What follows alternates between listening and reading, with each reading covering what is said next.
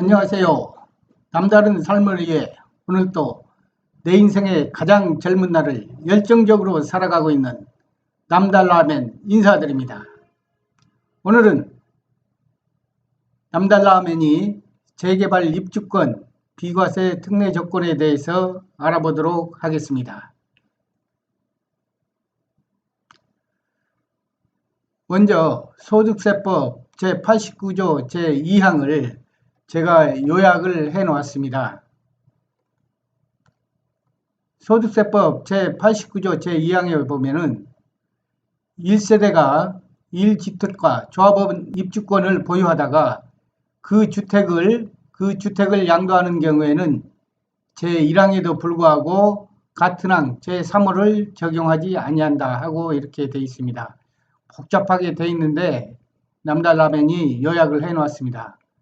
이 내용은 조합원 입주권이 다른 주택을 양도할 때는 주택수에 포함된다는 내용입니다. 예를 들어서 2주택을 가지고 있는 사람이 그 중에 1주택이 관리처분 인가가 나서 조합원 입주권으로 바뀌었으면 그것은 권리가 됩니다. 조합원 입주권으로 바뀌는데 그럼에도 불구하고 다른 주택, 나머지 1주택을 양도할 때 이 조합원 입주권을 주택수에 포함시켜서 1세대 2주택으로 보아 양도세 비과세가 안 된다는 그런 내용입니다. 참고하시기 바랍니다. 다음은 조합원 입주권 비과세 특례 조건에 대해서 알아보도록 하겠습니다. 조합원 입주권 비과세 특례 조건은 재건축, 재개발, 소규모 재건축 사업에만 해당된다는 것도 꼭 기억해 두시기 바랍니다. 먼저 이것은 모든 조건이 엔드 조건으로 포함이 되는데 관리처분 계획 인가일과 기존 주택 철거일 중 빠른 날 현재 기존 주택을 2년 이상 보유하고 이것은 비과세가 되려면은 2년 이상 보유를 해야 되는 내용입니다. 양도일 현재 동일 세대원을 포함해서 세대원 전체가 무주택이어야 되고 그중 실거래가액이 9억 원을 초과하지 않는 경우에 전액 비과세를 해준다는 그런 내용입니다. 물론 9억 원 초과 시에는 초과분만 과세를 합니다. 여기에 또 하나 다른 주택을 취득하고 3년 이내에 입주권을 양도할 때는 일시적 2주택을 적용해서 역시 비과세 되는 내용입니다. 이해가 되는지 모르겠습니다. 그럼 다음에는 예를 들어서 알아보도록 하겠습니다. 사례로 입주권 비과세 특례로 무주택자인 신가동 씨가 2017년 2월 1일에 광주 신가동 재개발구역에 주택을 매수했습니다. 신가동 재개발구역은 2019년 5월 1일 관리처분 인가가 난 것으로 가정을 하도록 하겠습니다. 물론 아직 신가동 재개발은 내년 1월 중순경에나 관리처분 인가가 날 계획입니다. 그리고 이 신가동 씨가 2019년 7월 달에 이 주택을 4억 원에 매도했다고 하면은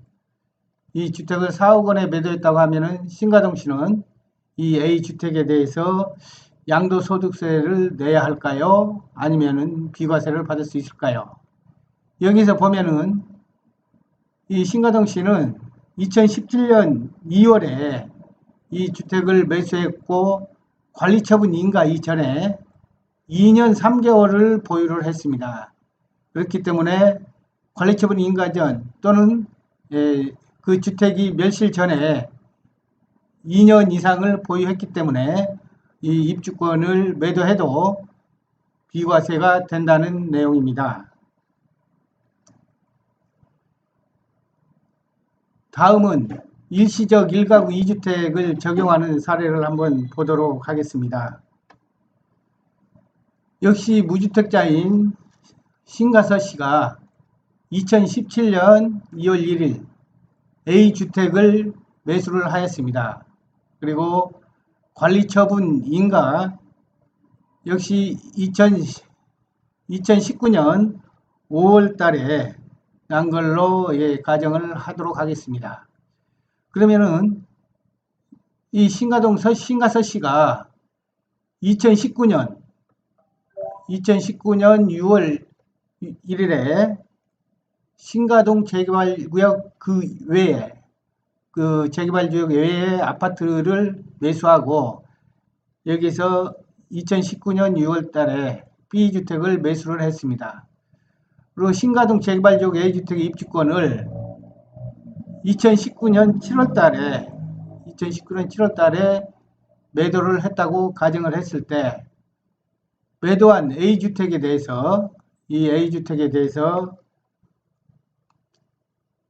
A주택 입주권으로 바뀌었죠. 예, 비과세를 받을 수 있는지 한번 알아보도록 하겠습니다.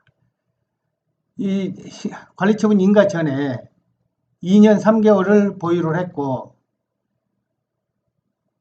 1년이 A주택 매수 이후 1년이 지난 다음 1년 이상이 지난 다음은 2019년에 B주택을 매수했습니다. 그렇기 때문에 2019년 7월 1일에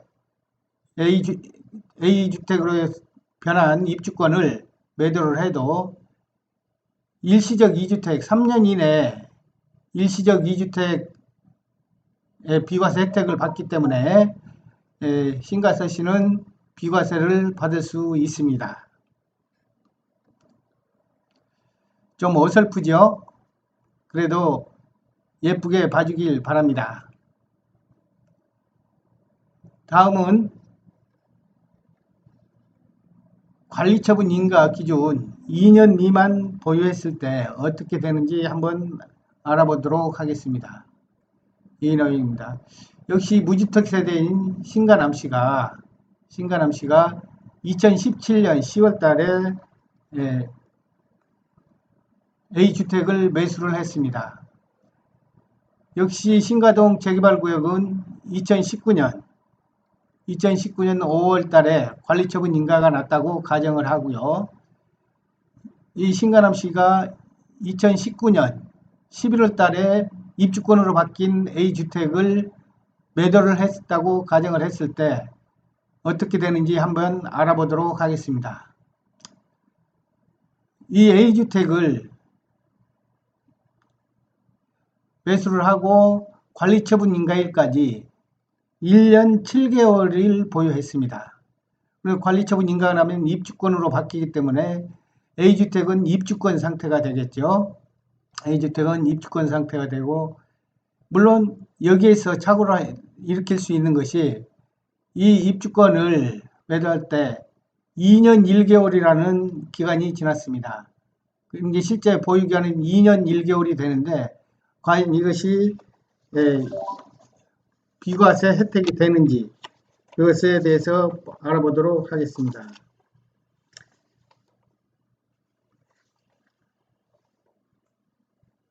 이 관리처분 계획 인가까지 이 신가남 씨는 1년 7개월만 보유했기 때문에 이것은 비과세가 되지 않습니다.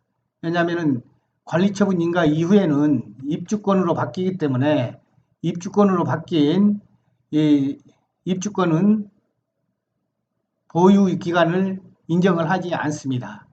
입주권으로 된 기간은 보유기간 물론 A주택을 매수해서 2년 1개월을 보유하고 매도를 했지만은 입주권으로 변한 관리처분 인가 이후에 보유기간을 인정을 하지 않기 때문에 실제 보유기간은 주택으로 보유기간은 1년 7개월만 된다는 내용입니다.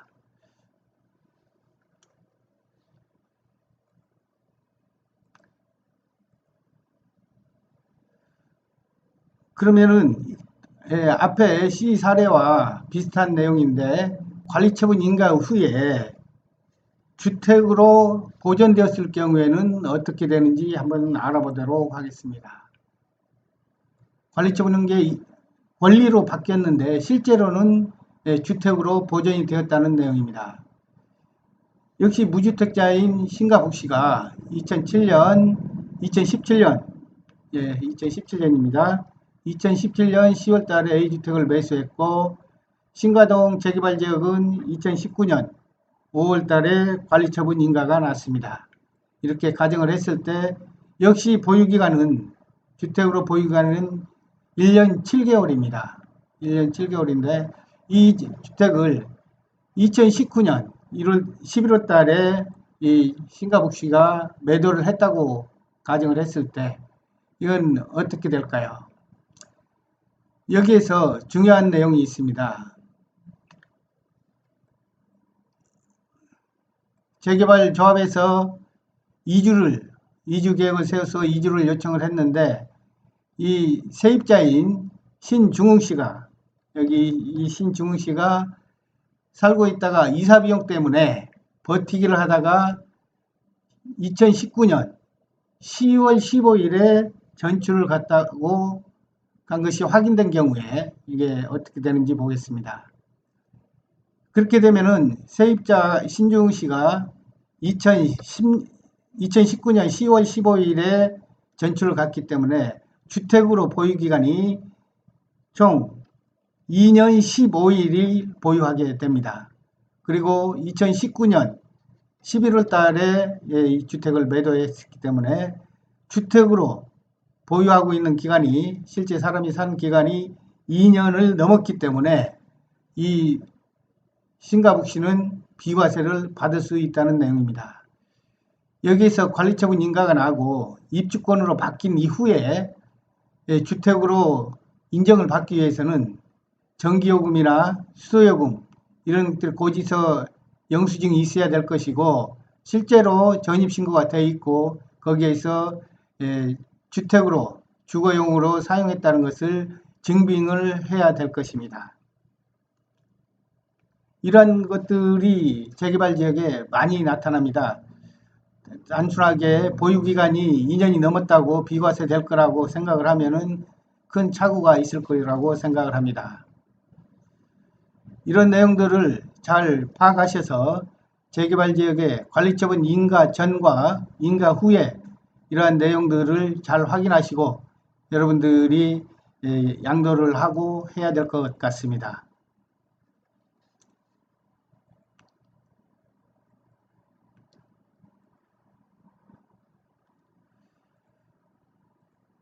이상으로 오늘은 조합원 입주권 비과세 특례 조건에 대해서 여러분들과 함께 알아봤습니다.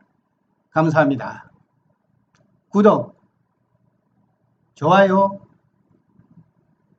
참말로 감사 땡큐여라. 이상 신가동 재개발 지역 지킴이 남달라면이었습니다. 감사합니다.